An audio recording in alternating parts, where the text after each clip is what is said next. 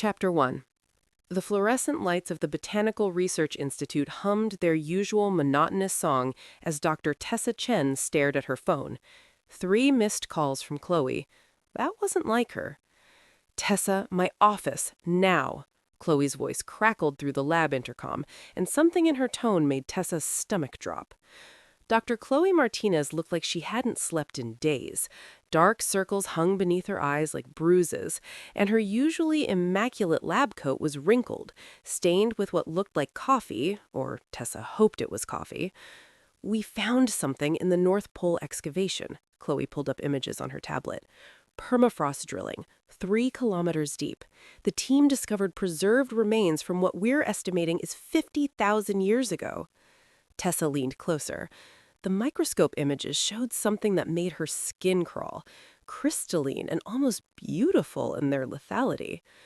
"It's a virus," Chloe continued, her voice dropping to barely above a whisper. "We're calling it Specimen 0. Tessa, preliminary analysis suggests this thing killed billions. It might be responsible for extinct human subspecies we've never understood." "Then why are you smiling?" Tessa asked, because despite the exhaustion, despite the fear, she could see trembling at the edges of Chloe's expression. There was excitement there, too. "Because if we can manipulate it, weaponize its regenerative properties, Tessa, this virus doesn't just kill cells, it rebuilds them. We're talking about curing cancer, regenerating organs, and reversing paralysis. The applications are endless." "Tessa, I know what you're going to say." Chloe held up her hand. "But we're not idiots. We have protocols. The containment facility is military grade. The oversight committee approved the research. This could save millions of lives."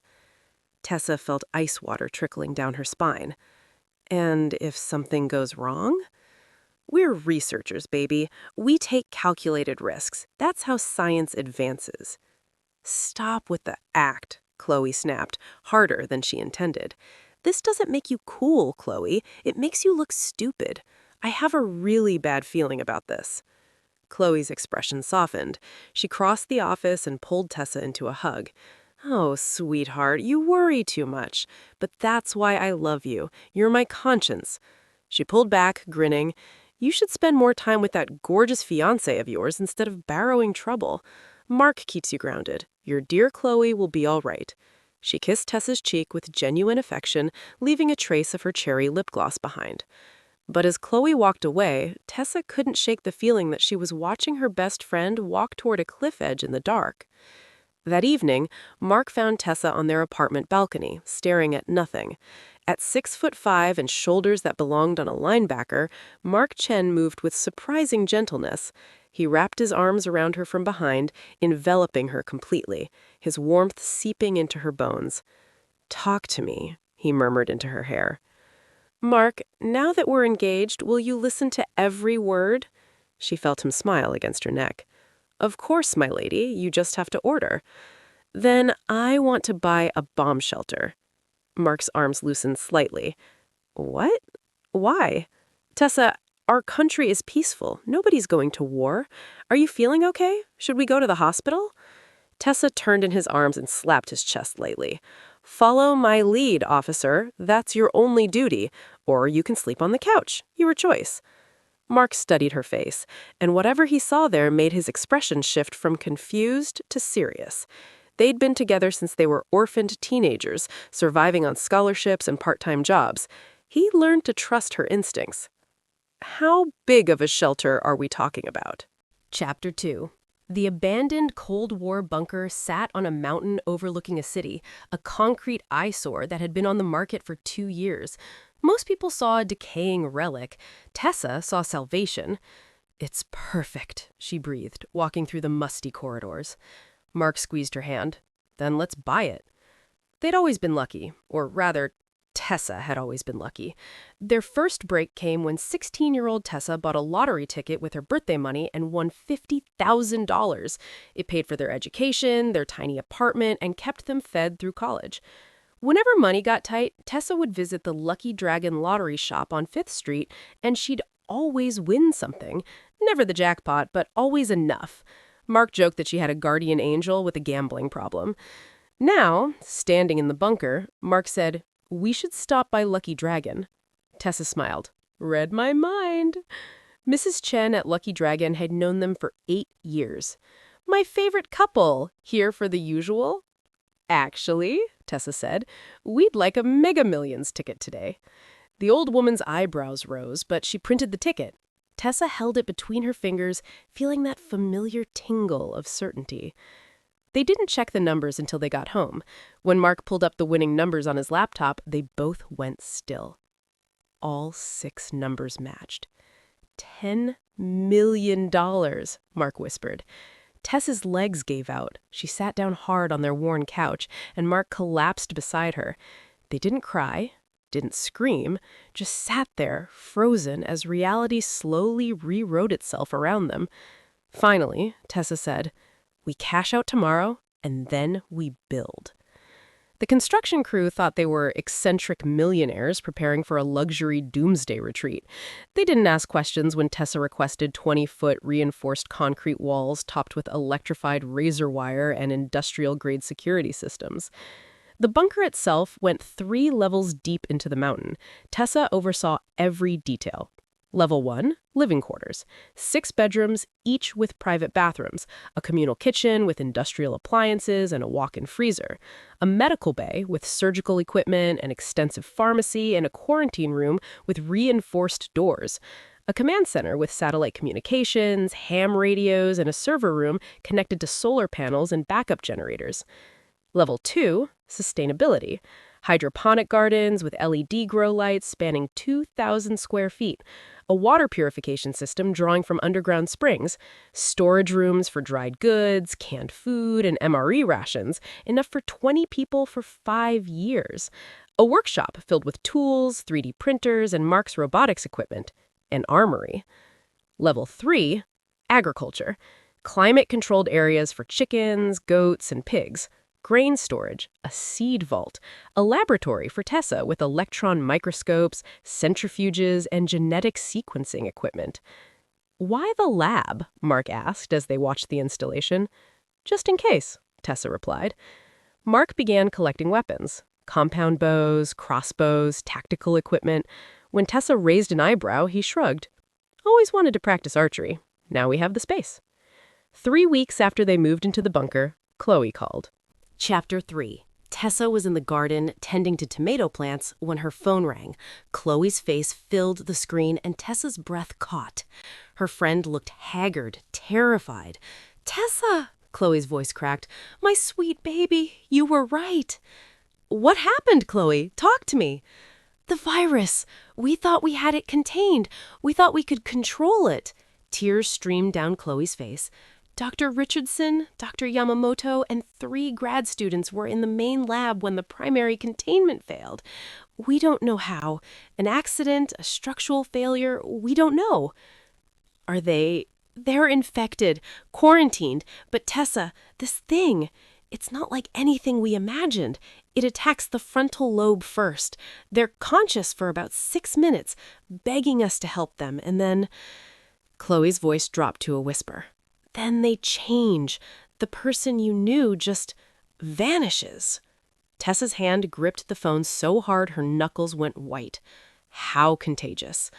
1 bite, fluid transfer, airborne if you're within droplet range of a fresh infection.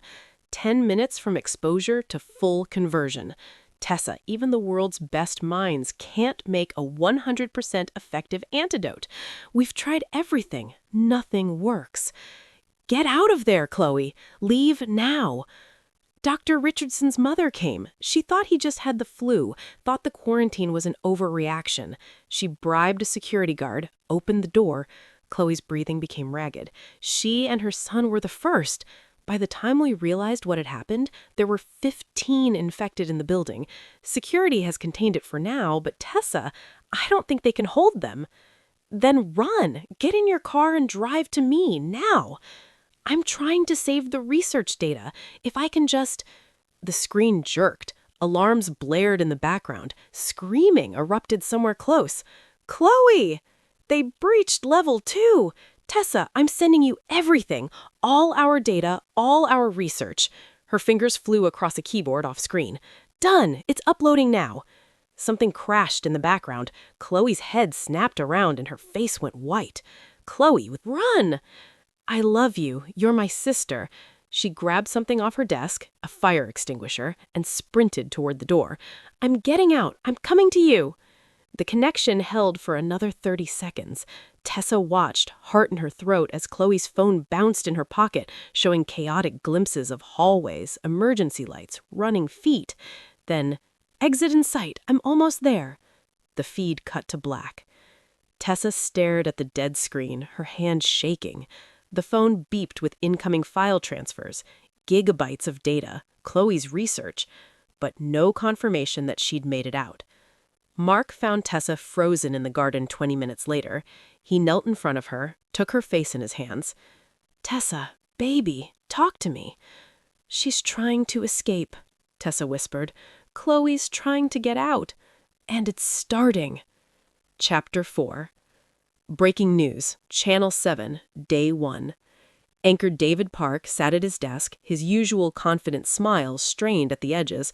Behind him, footage played of ambulances outside the Riverside Research Facility. Good evening. We're following breaking news out of the Riverside District, where authorities have quarantined the Helios Research Facility following reports of a chemical leak. 15 people have been hospitalized with symptoms officials are describing as severe neurological distress. We go now to Tessa Chen, live on the scene. The feed switched to reporter Tessa Chen standing behind police barricades. Red and blue lights painted her face in alternating colors. David, the scene here is chaotic. Police have established a perimeter, but... She paused, touching her earpiece. I'm being told we need to move back. SWAT teams are arriving. And wait, what's that sound? The camera jerked. Behind the barricades, the research facility's glass doors shattered outward. Figures stumbled into the parking lot. People, but moving wrong, jerking and twitching. Those must be the patients, Sarah began, but her voice died as one of the figures lunged at a police officer with inhuman speed. The scream that followed cut through the broadcast. We need to go, someone yelled off camera. Sarah, we need to... The feed cut back to the studio. David Park's face had gone white.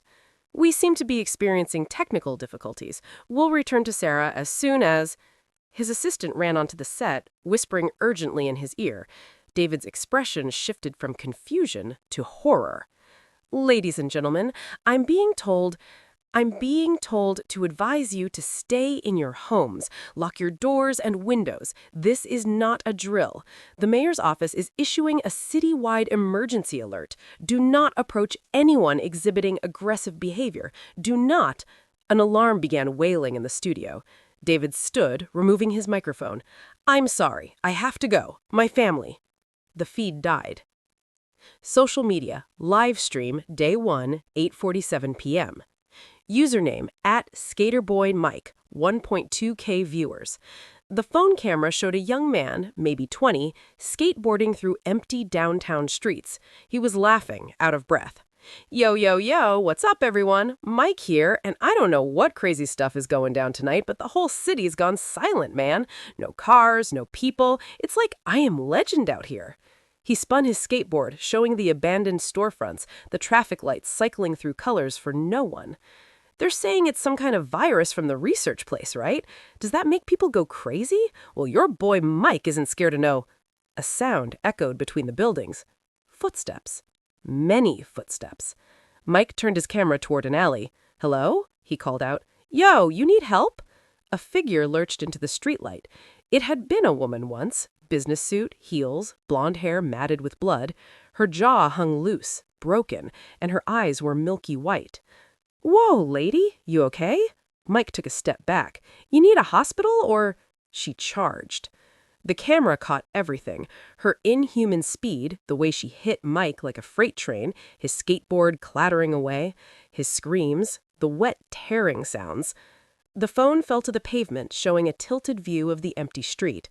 Mike's avatar slowly stopped moving on screen as the viewer count climbed. 3.4K viewers, 7.1K viewers, 15.8K viewers. The stream continued until the phone battery died 3 hours later, occasionally showing more figures stumbling past in the darkness, their shadows long and wrong in the streetlight. 7 News camera, Channel 7, Day 2, 6 a.m. The studio was nearly empty. David Park sat alone at his desk, his tie loosened, his face gaunt. He'd been broadcasting for 11 hours straight. For those just joining us, the situation has escalated overnight. The infection has spread throughout the metropolitan area. Military forces have been deployed, but he paused, his professional mask cracking. Reports indicate that conventional methods are ineffective against the infected. He pulled out his phone, showing it to the camera. My producer wants me to leave, go to the bunker, he says, but someone needs to document this. Someone needs to... A crash echoed from somewhere in the building. David's head snapped toward the studio door. They're in the building. His voice was eerily calm. I want to read something, if I may. My daughter wrote this for her school assignment last week. She asked me what it means to be brave. Another crash, closer now. The studio lights flickered. I told her that bravery isn't about not being afraid. It's about doing what's right, even when you're terrified. His hands were shaking. Sweetie, if you're watching this, I love you. I love your mother. I love your brother. And I want you to remember that courage... The studio door burst open. David Park stood, facing the camera one last time. Stay safe. Protect each other. Don't let fear... 3 figures tackled him from behind. The camera automatically continued recording, a wide shot of the studio, as David Park gave his life for the story. His broadcast continued for another 6 minutes until one of the infected knocked the camera over. The feed finally went static at 6:23 a.m. Channel 7 News, Day 2, 7:15 a.m. A new face appeared on screen. Camera operator James Walsh had survived the studio attack by locking himself in the server room. Now, shaking, he broadcast from his phone. My name is James Walsh. David Park is dead.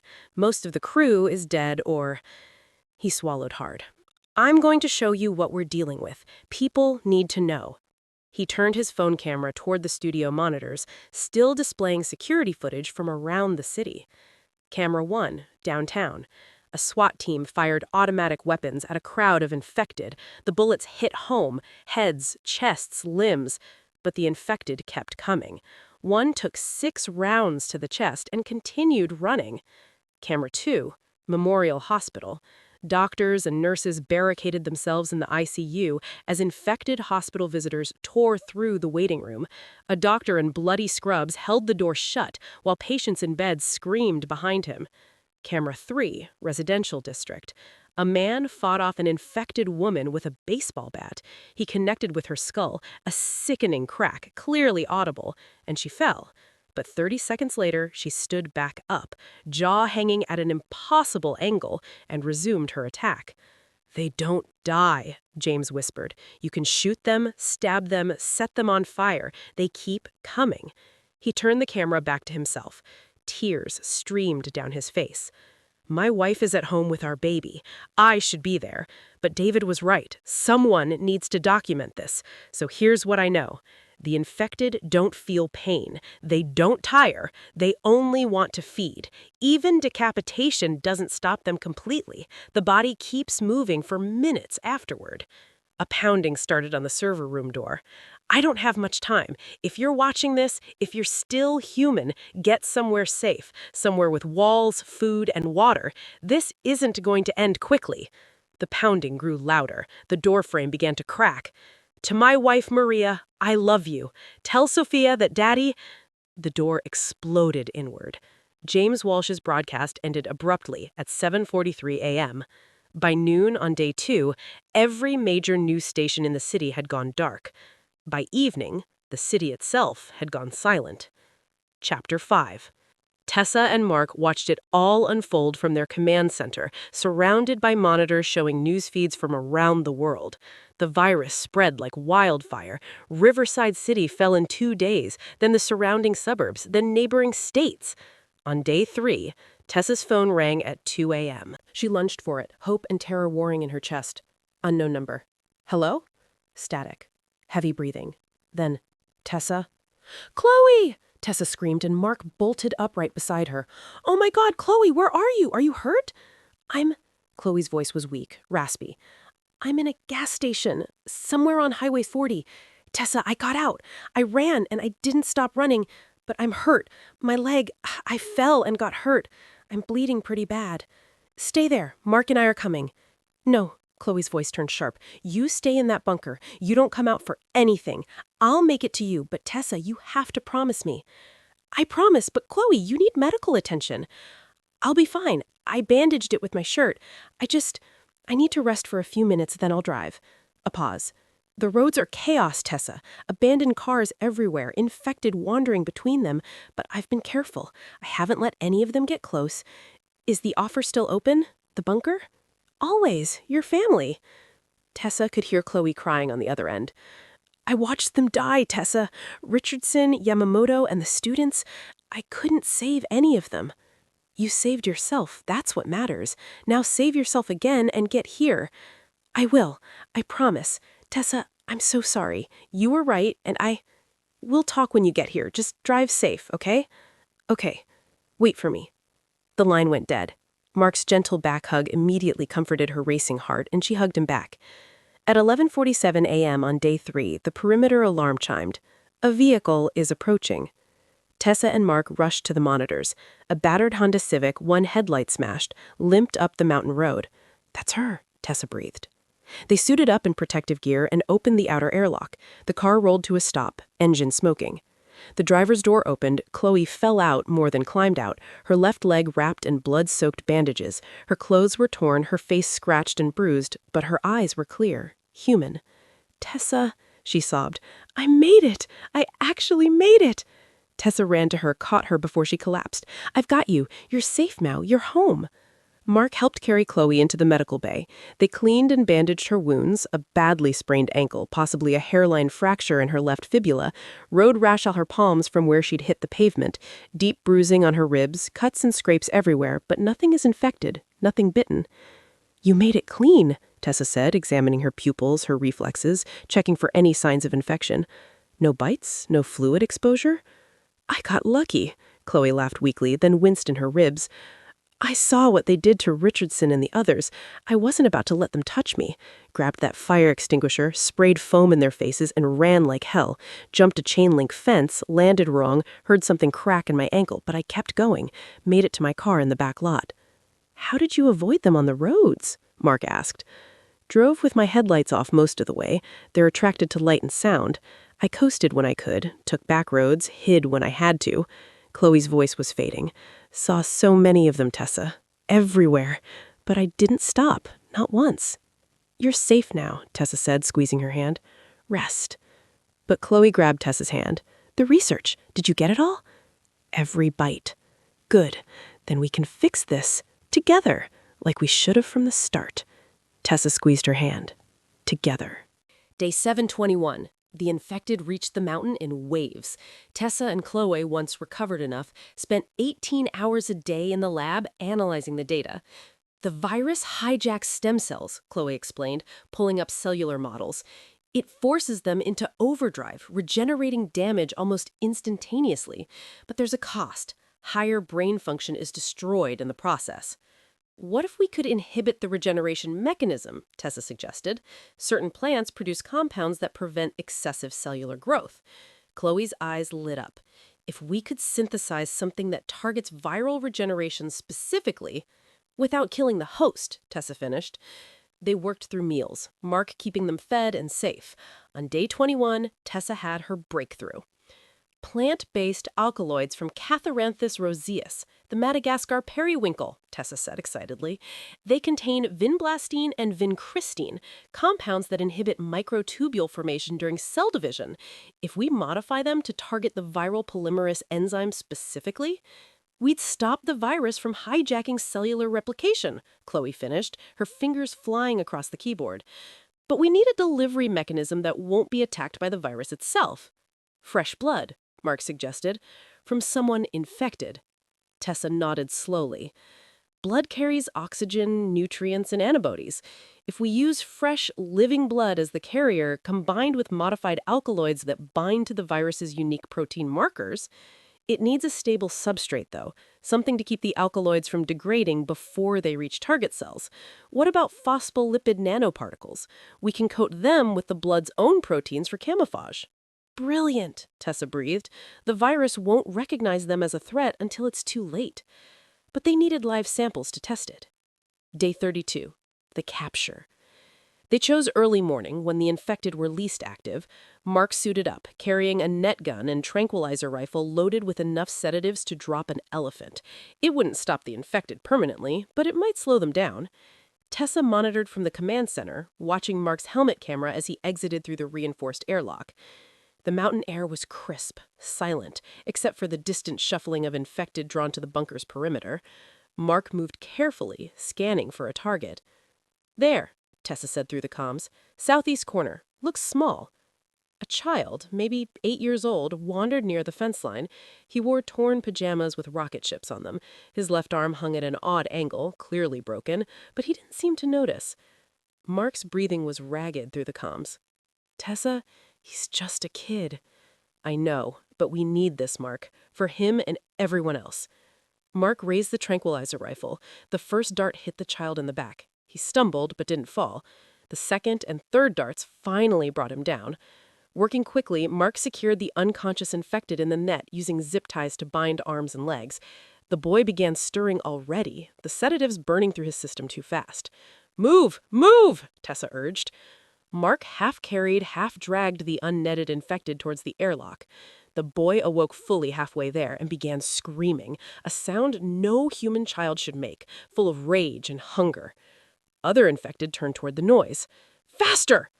Mark got through the outer airlock door as a dozen infected converged on the entrance, smashing themselves against the reinforced steel.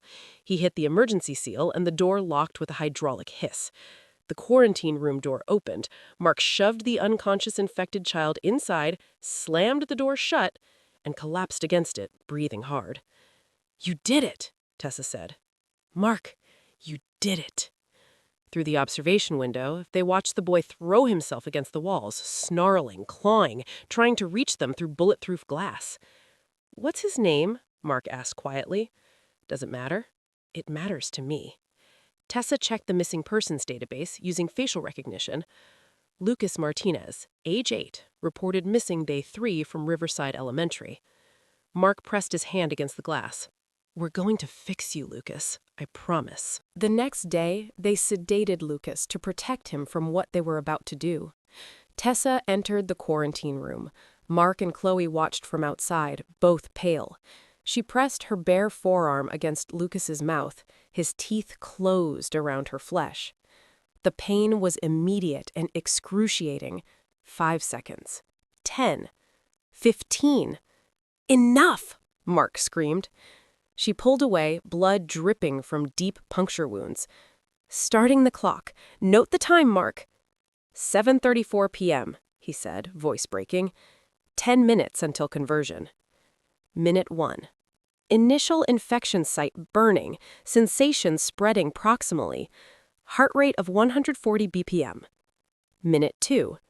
Pain is significant. Lymphatic involvement confirmed. Chloe typed frantically, pulling up every piece of data. "Your pupils are dilating." Minute 3. Temperature spiking. But look!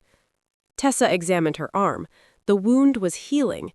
Black necrotic tissue pushing out, replaced by pink skin. It's regenerating. The virus is repairing damage while my immune system fights it.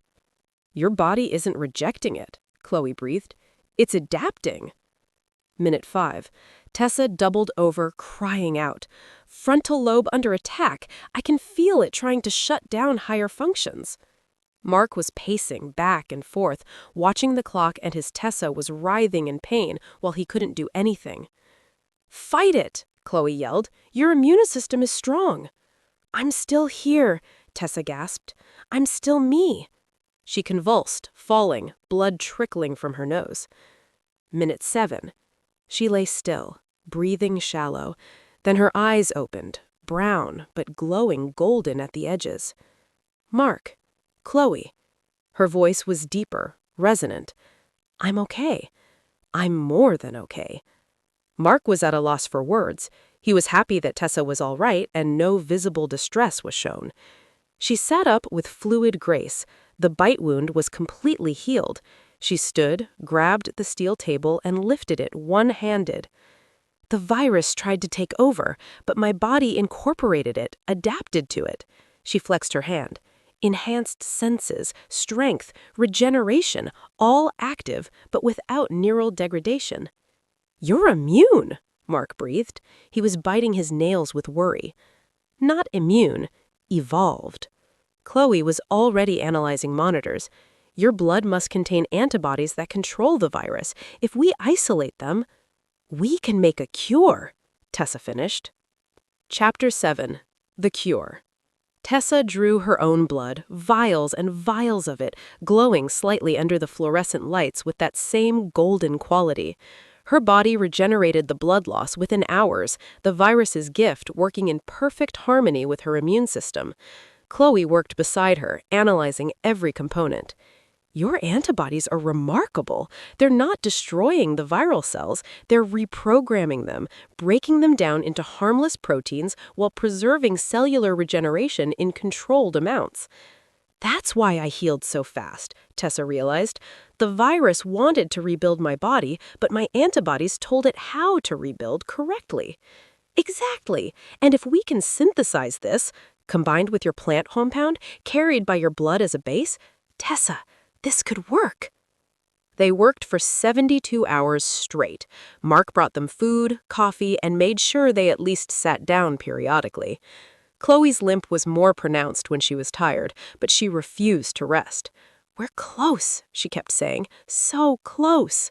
On day 50, they completed the synthesis, a serum that glowed faintly gold in the test tubes, Tessa's blood mixed with the plant compound and stabilizers. "It's ready," Tessa announced. They tested it on Lucas first, a booster dose to ensure his recovery remained stable. He showed no regression, continued healing. Then Tessa prepared a full dose of the cure.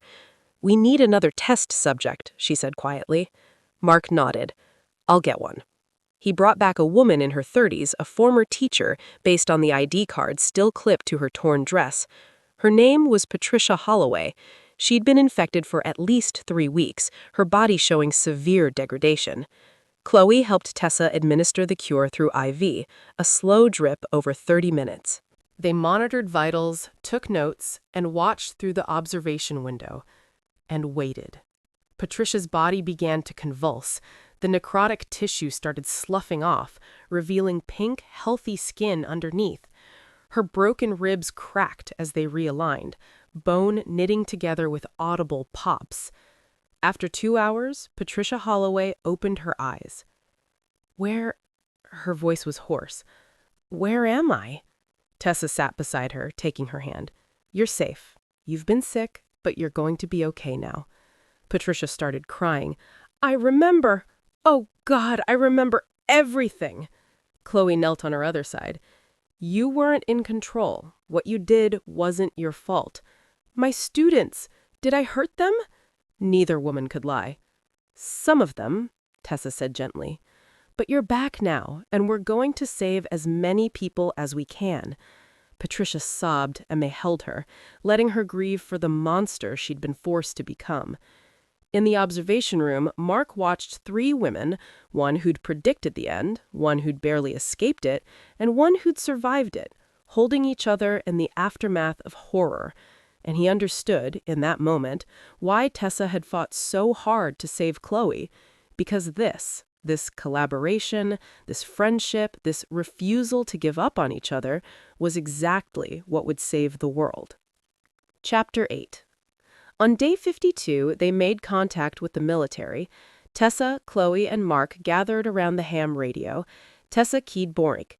"This is Bunker 77 to any military frequencies. We have developed a cure for the infection. Repeat, we have a working cure." Silence. Then, "Bunker 77, this is Colonel Sarah Martinez, Northern Command. Say your last transmission again." "Colonel, my name is Dr. Tessa Chen. This is Dr. Chloe Martinez." "Martinez?" The colonel's voice sharpened. "Dr. Chloe Martinez from Helios Research?" "Yes, ma'am. I survived the initial outbreak. I'm here with Dr. Chen, and together we've developed a functional cure. We've successfully treated 2 subjects with 100% recovery rate. Silence again. Then, Dr. Martinez, we had you listed as KIA. We saw the facility footage. I got out, Chloe said simply. Barely, but I'm alive, and we have a cure. They sent everything: research data, video documentation, and blood samples. Within 48 hours, a military extraction team arrived with full medical support. They brought Patricia and Lucas out first, both healthy, both human. The doctors examining them could barely believe it. Complete reversal of cellular damage, regeneration of tissue, restoration of cognitive function. This is unprecedented. It's a miracle, another doctor whispered. It's science, Chloe corrected firmly, and we need to scale it up immediately. They were transported to a secure facility, a former CDC research center. Tessa walked into the main laboratory and saw hundreds of infected, restrained, waiting. How many? Tessa asked Colonel Martinez. 300 here, thousands more at other facilities, tens of thousands in quarantine zones, and millions more out there. Then we need a production system, fast. They built it in 3 days, a medical apparatus that drew Tessa's blood continuously, filtered and enriched it with the plant compound, then packaged it into doses. Tessa sat in the medical chair for 16 hours a day, Chloe monitoring her vitals constantly. Mark stayed close, holding her free hand. "How are you feeling?" Chloe asked during one session. "Tired, but functional. The regeneration is keeping up with the blood loss. If it gets to be too much, I'll tell you, I promise." Chloe squeezed her shoulder. "I should have listened to you from the beginning about the virus, the risks, all of it. You're here now. That's what matters. I spent 3 days running, hiding in abandoned buildings, fighting off the infected with whatever I could find. I kept thinking, what if I don't make it? What if Tessa has to do this alone?" Chloe's voice cracked. "I'm so grateful I get to be here, that I get to help fix what I helped break." "You didn't break anything. This was an accident. An accident I could have prevented if I'd been more careful, if I'd listened to my best friend instead of my ego." Tessa reached up with her free hand and took Chloe's. "Then listen to me now. Stop beating yourself up. We have work to do." Chloe smiled through her tears. "Yes, ma'am." The first production run created 1,500 doses. Success rate? 100%. Within a week, production scaled to 10,000 doses per day. Within 2 weeks, 50,000. They brought in more equipment, more staff, but there was a problem. "Dr. Chen," Colonel Martinez said during a briefing on day 120, "at current rates, it will take 18 months to treat all known infected. We need to increase production exponentially." "I'm already donating maximum amounts," Tessa said. "Any more and even my regeneration won't keep up." "Then we need synthetic antibodies." "We've tried," Chloe interjected. "The antibodies are too complex. They're specifically adapted to Tessa's physiology." "What about creating more people like Dr. Chen? Controlled exposure?" "Absolutely not," Tessa said flatly. "The survival rate is unknown. I got lucky." "Then what about stem cell transplants?" Dr. Ramirez suggested. "If we could harvest Dr. Chen's stem cells and transplant them into compatible volunteers..." Chloe's eyes widened. "They might gain the ability to produce the cure components themselves without infection exposure." "It's risky," Tessa said. "Bone marrow transplants are dangerous." "But safer than deliberate infection," Mark pointed out. "And if it works," Chloe added, "we could have multiple cure producers. Production would increase exponentially." Tessa looked at each of them. "Then let's do it." The first stem cell harvest was agonizing. Tessa gritted her teeth as they extracted cells from her hip bone, but she was walking within a day. They transplanted her stem cells into 12 volunteers. Chloe monitored every case personally, sleeping in the medical bay, watching for any signs of complications. 3 died from rejection. 5 survived but showed no change. 4 adapted. 4 people who could now produce cure components from their own blood. "It's not enough," Dr. Ramirez said, "but it's a start." Over the next 6 months, they refined the procedure. Chloe identified specific genetic markers that predicted successful adaptation. They screened volunteers carefully, improved protocols. The survival rate increased from 33% to 75%. They created 237 cure producers, production scaled to 500,000 doses per day. Month 36. The wedding. The bunker glowed with lights and flowers. Chloe had spent weeks preparing, transforming the common room into something beautiful. Tessa stood in her white dress, Chloe adjusting her veil. "You look beautiful," Chloe said softly. "Thanks to you. You saved my life multiple times. Let me do this for you." The ceremony was intimate but perfect. Patricia, Lucas, Dr. Ramirez, Colonel Martinez, 50 cure producers, and thousands watching via video feeds worldwide. "I knew you'd make it," Mark said in his vows, "because you're Tessa Chen, the luckiest, most stubborn, most brilliant person I've ever known. You taught me that real courage isn't taking risks, it's protecting the people you love so they can take those risks safely. You've been my courage, Mark, my safety, my home." They kissed while the world celebrated. Chloe hugged them both. Best wedding ever! Epilogue. 5 years later. The city had changed. Solar panels, gardens, new buildings beside old, healing alongside scars. Tessa worked in her rebuilt laboratory, cataloging medicinal plants. Chloe entered with coffee and a thick research folder. "Thought you could use this." She handed Tessa the coffee, then placed the folder on the desk with a satisfied smile. "And I thought you'd want to see the final FDA approval papers." Tessa's eyes widened. They approved it already? Clinical trials were flawless. 0 side effects, 98.7% success rate across all cancer types. Chloe's grin was infectious. "We did it, Tessa! We actually did it!" After discovering that controlled doses of the modified virus, the same regenerative properties that made it so deadly, could be harnessed to target and eliminate cancer cells, they'd spent 3 years perfecting the treatment. The virus that nearly destroyed humanity would now save millions more. Tessa read from the approval letter, shaking her head with a laugh. "I still think that's a terrible name." "Too late. The patent's filed, the name's registered, and production starts next month." Chloe squeezed her shoulder. "Your nightmare became a cure. Twice!" "Our cure," Tessa corrected.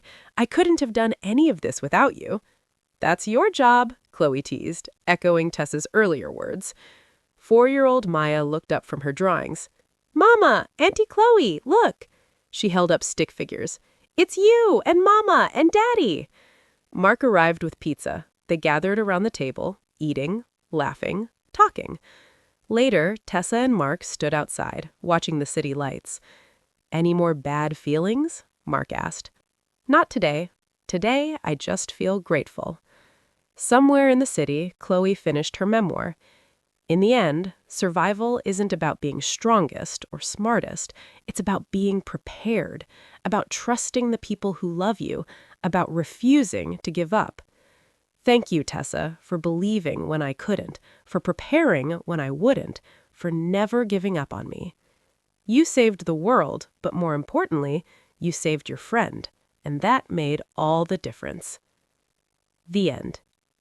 In memory of the 3.2 billion who died, in honor of those who rebuilt, in celebration of the heroes who refused to let humanity fall. The Tessa Protocol remains active worldwide. The cure is free. We don't just survive, we heal, we rebuild, we remember, and we make sure it never happens again. Together. Dr. Tessa Chen and Dr. Chloe Martinez. Thank you for staying with the story until the end. I hope you're having a wonderful holiday surrounded by friends and family. If you enjoyed this story, please consider liking the video, sharing it with those you love, and subscribing for more stories like this. Happy holidays, and I'll see you in the next one.